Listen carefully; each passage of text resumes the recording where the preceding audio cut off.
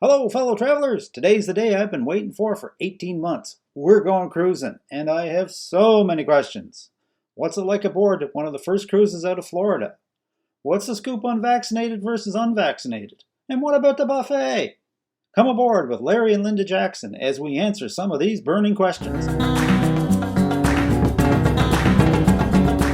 My guest today is Larry Jackson, co-owner of Cruise Holidays of Viera, located in Melbourne, Florida. Together with his lovely wife, Lynda, and co-owner, they have been specializing in cruises and cruise tours since 2003. You know, I've known Larry for a very long time, and the one thing I was absolutely certain of these past 18 months is that Larry was going to be aboard one of the very first ships departing Florida post-pandemic. Hi, Larry. Welcome to RTE Travel Talk. Hi, Ken, and you're right. I missed the first one, but I got the second one. So, all right, where are we? Okay, we are aboard the Freedom of the Seas.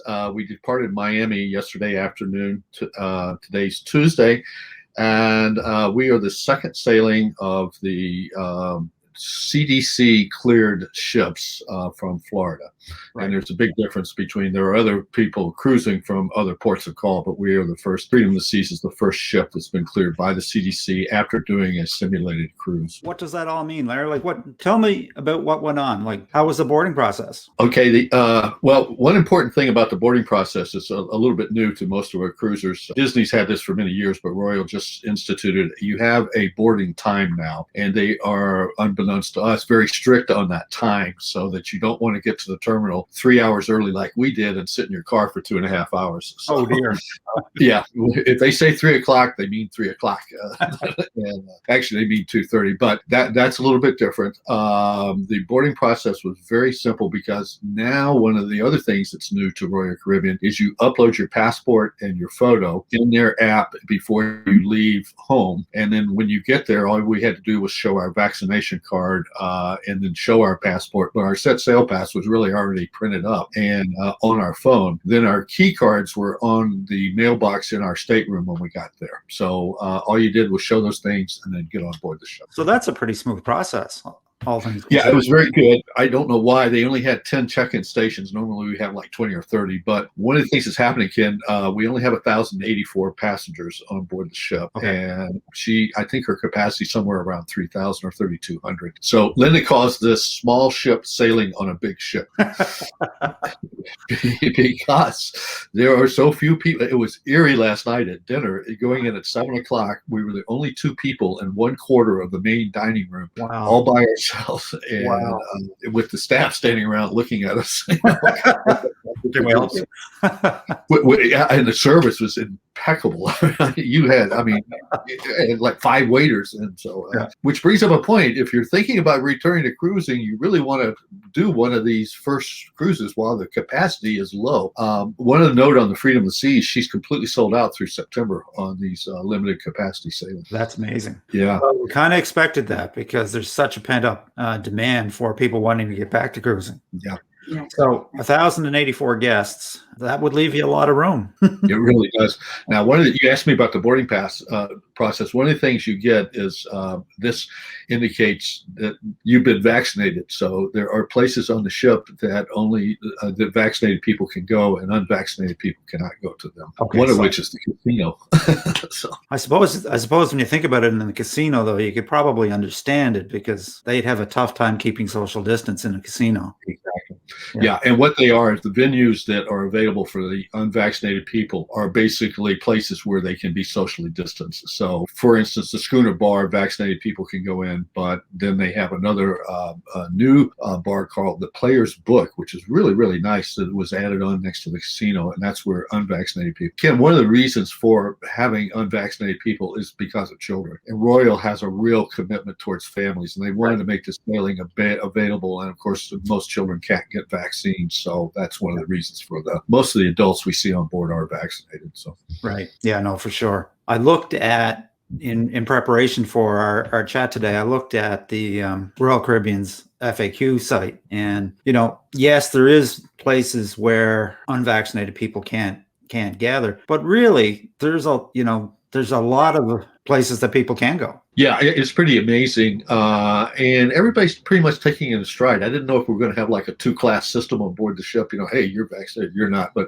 one fella came up to the bar at the schooner. He was not vaccinated. She was. And the fella said, your bar is down the way, just, very politely. And for folks that have to come aboard that are unvaccinated, are there any restrictions in place by them? A couple of things that they have to do. They have to have a negative COVID test, a PCR test to get on board. They have to buy insurance, which we always recommend that people do anyway. And they have to have tests before they can get off the ship. So they have to pay, I think it's another $136 for the test for that. And again, they're just the restrictions on places that they can go. Now, for instance, today they're having an ice show at 2:00 for vaccinated people, but another one at 4:30 for unvaccinated people. So again, the cruise lines are doing their best to make things as equal as they can for vaccinated and unvaccinated people. That's wonderful. Like the cruise lines are doing that they're bending over backwards to get. And basically the rule is, because here in Florida we have a law that's going into effect, I believe next week, that businesses cannot demand that you be vaccinated in order to serve you. Yeah. But what they're doing with the cruise lines is you can voluntarily tell them whether you've been vaccinated or not. They can't. But if you don't tell them that you're vaccinated, they assume you're unvaccinated. So that's kind of the way they're getting around the law. Not getting around, but that's how they're abiding by the law. What about excursions, Larry? Excursions are, that's another one. Vaccinated people in Nassau can go ashore on their own. Unvaccinated people have to take a ship's, what we call a bubble excursion. So you have to go, meet in a certain place, go to certain areas and things like that. So that's a little bit of a difference. And we're seeing that in some of the other cruises too, where, and excursions are pretty much, I'm going to go back to the celebrity cruises that are going out of St. Martin, going to Barbados, Curacao, Aruba, and St. Kitts. And the excursions, for instance, in Barbados, you have to take a ship's excursion, but in St. Kitts, you can go as an independent. So again, each island, each destination has different rules as far as excursions are. And that's pretty much what's dictating the excursions, not so much the cruise lines, but the destination. Okay. The crews are just unbelievable. They are so happy to be back in cruising. And the other thing, Ken, without a lot of guests, they have plenty of time just to sit around and talk. I mean, it's just amazing. And we're all about their country, what they've been going through, to go home when the thing broke out, and then to get back to the ship and all the things that they've had to go through. But they are all wearing masks all the time. We are only wearing masks inside or when we're not eating and drinking. So I think we're going to be doing a lot more drinking and eating than we probably would have. On the mask side of it, though, like for example, when you walk out of your cabin to travel to a venue, do you probably have to wear a mask then running down the aisles and that sort of thing? And once you get there, that would be the case where if you arrive in the venue, then you can take your mask off. Is that how that works? If you're eating and drinking inside, then you can take your mask off. If you go outside, you can take your mask off. But any place inside, you have to have it on. Now, that's probably going to change in the next day or two.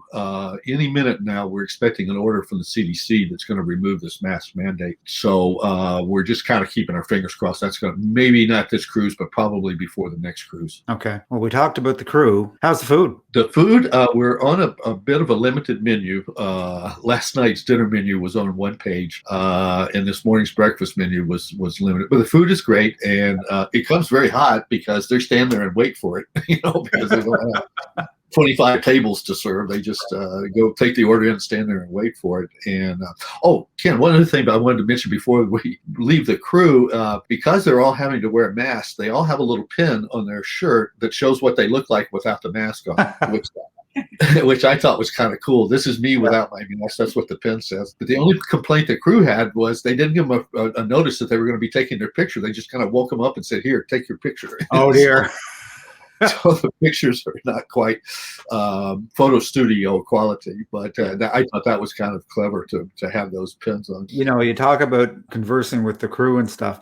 You and I are old cruise guys. It reminds me of the great interactions we used to have years ago when I guess there was less people on a cruise and you got to spend more time talking to the crew, and it made for some great experiences. I agree. And we have crew members that we've kept up with for years. We that we email in the Philippines. And I think, Ken, it's because the ratios recently got so much higher between crew and passengers. I know the room stewards and stewardesses have a lot more cabins than they used to have, and so they had more time to converse too. So it really is. It's a bit retro.